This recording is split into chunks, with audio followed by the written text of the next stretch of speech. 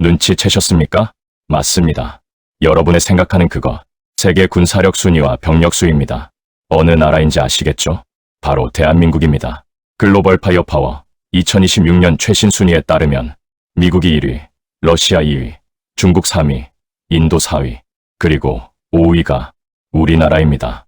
병력 약 45만, 최신의 전투기 F-35, 세계 최고 수준의 K2 전차, 서울에서 평양까지 단 수분 만에 불벼락을 퍼부을 수 있는 다연장 로켓 천무, 적 전투기와 탄도미사일을 동시에 잡아내는 국산 방공망 천공, 분당 6발, 40km 박표적을 정밀 타격하는 K9 자주포, 거기다 독자 개발 탄도미사일의 항공모함까지 건조 중인 나라. 그런데 말입니다. 이 나라는 전쟁이 나면 스스로 군대를 지휘할 수 없습니다. 정확히 말하면 지휘권이 미국 손에 있습니다.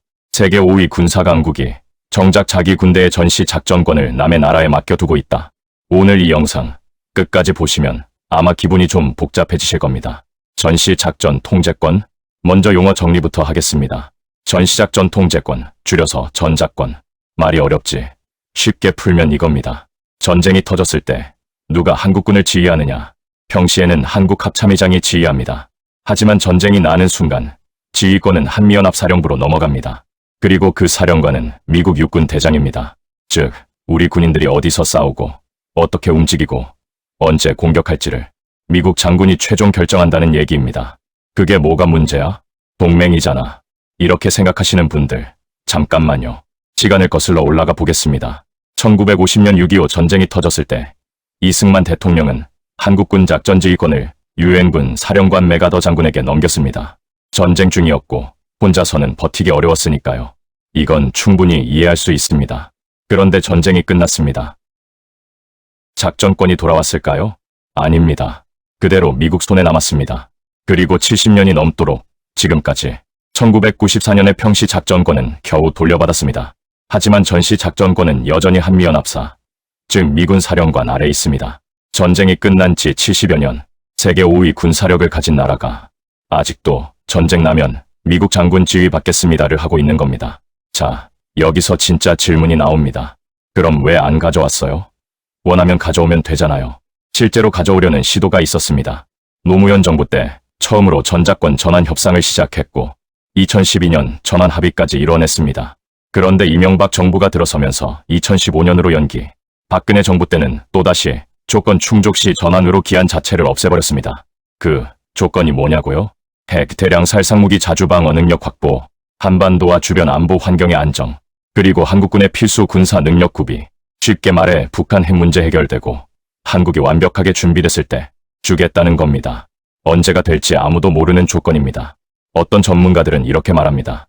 그 조건은 사실상 영원히 충족되기 어렵게 설계된 것이라고. 그런데 최근 이 오래된 문제가 다시 수면 위로 떠올랐습니다. 바로 트럼프 때문입니다. 트럼프는 일기 때부터 주한미군을 두고 이런 말을 했습니다. 왜 미국이 돈을 내면서 한국을 지켜줘야 하냐? 한국은 부자 나라다. 더 내야 한다. 방위비 분담금 협상에서 미국은 기존 대비 몇 배를 요구했습니다. 2기 집권 이후에도 달라진 건 없습니다. 트럼프 행정부는 동맹을 안보 공동체가 아니라 거래로 봅니다. 우리가 지켜주는 만큼 돈 내라.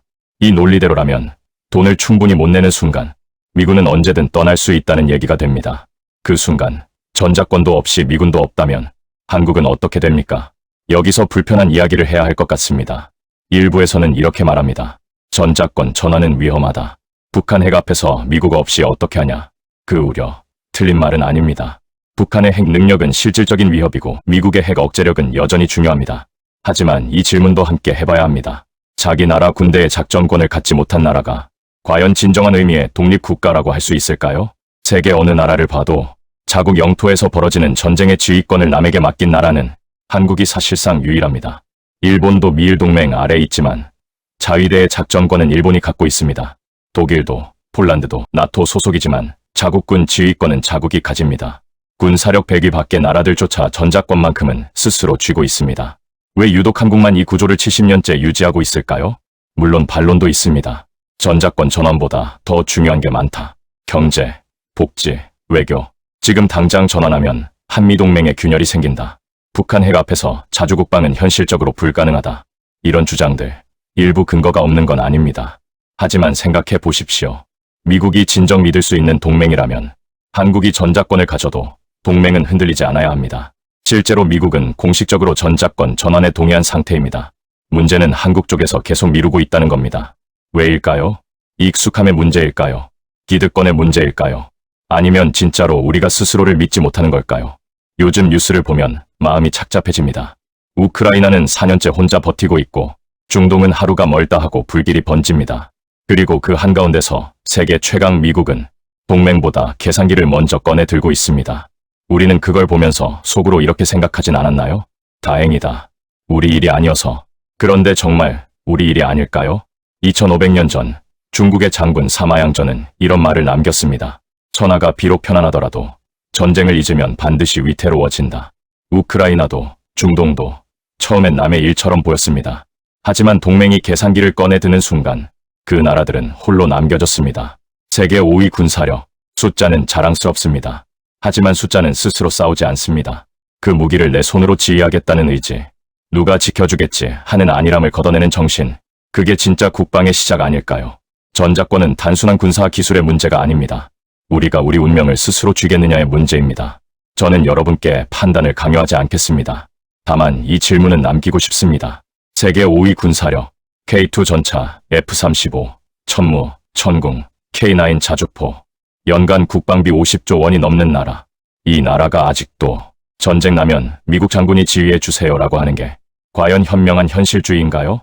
아니면 70년 된 습관을 그냥 유지하고 있는 건 아닐까요? 군사력 100위 밖의 나라조차 전자권은 자국이 쥐고 있는 게 현실입니다. 이미 충분히 강한 성인이 된 한국이 아직도 무서워요.